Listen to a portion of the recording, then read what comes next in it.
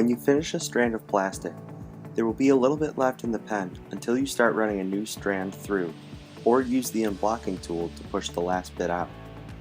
This is useful for completely clearing out your 3Doodler and having quicker color and/or material changes.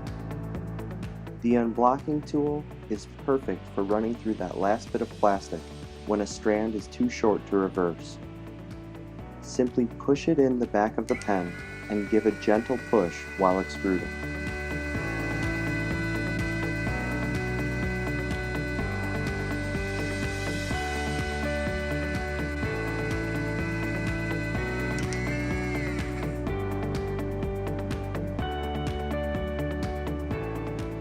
It can also be used to remove blockages by removing the nozzle, activating the reverse function, and pushing the unblocking tool into the tip of the pen to push the plastic out the back end.